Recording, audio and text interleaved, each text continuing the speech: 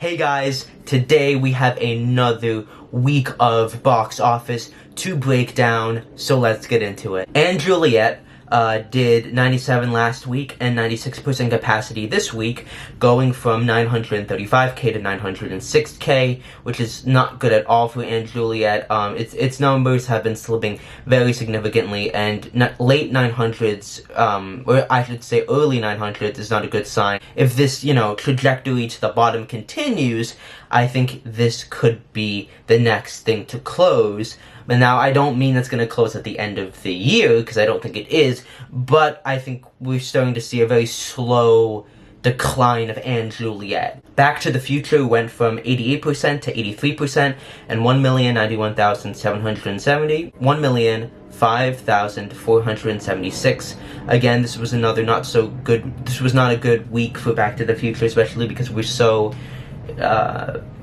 in the summer months, and this isn't the end of August, but it's like mid-August, and I think Back to the Future, this is when it makes its most amount of money so that it can take some of the losses that it will inevitably get in the next 2 months.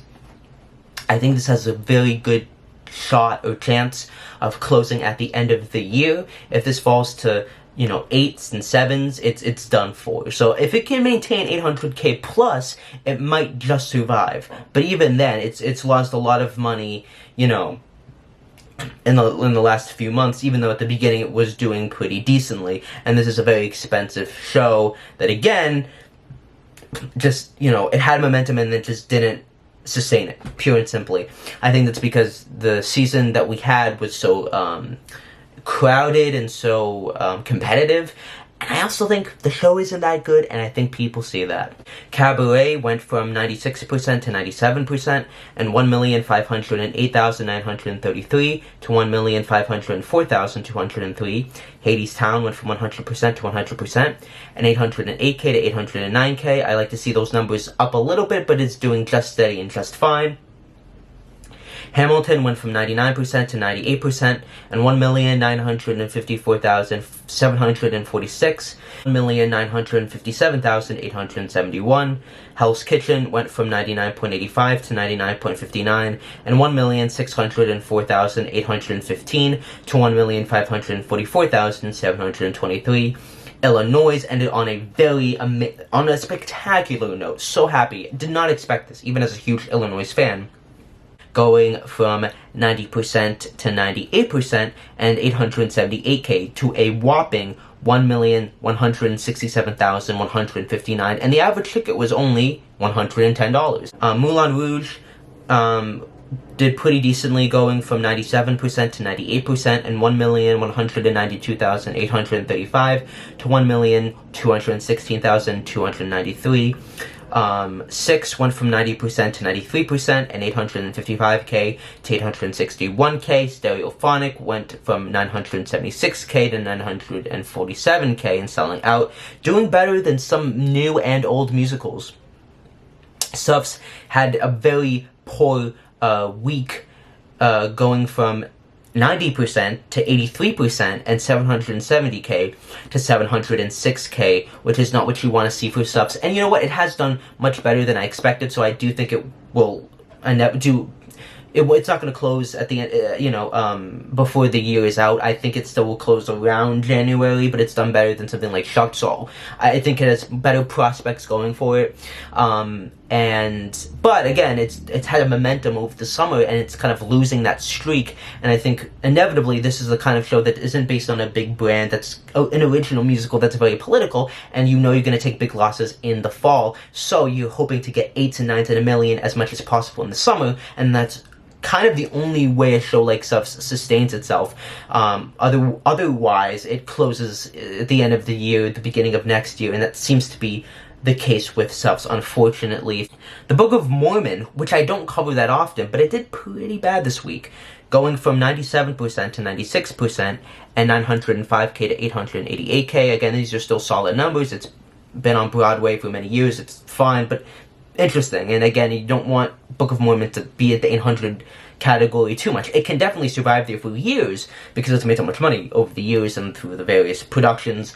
But again, you don't want to settle for that. Gatsby continues to do very solid for a $25,000 drop, going from 98% to 98.46 to 98.95, and 1,279,572 to 1,253,805. So I do think this will be here this time next year, because these numbers are very steady. Obviously they're not, mammoth, but any show that's doing this well is not going anywhere, and it's sustained this for months now. So again, this isn't going to close at the end of this year. It's going to be here this time next year, guaranteed. Notebook is going to close. I think at this point it's almost like not a question of if it's going to close, but when. It's had its worst week in its entire time, going from 86% to 80%. And 632K to 576K. And again, any show that's doing 6s or 7s even is not doing so hot. But once you hit 5s, it's undeniable that you are doing very poor. I could see this closing by Thanksgiving. Heck, it might not even make it to the end of the year, considering that it hasn't done well for most of its time. Again, I think it's not as expensive, and there might not be anyone that wants it, that they might just keep it there, but this thing is closing, and it will close. It's going to. There's no ifs or buts. Outsiders sold out, going from 1,488,298 to 1,486,923.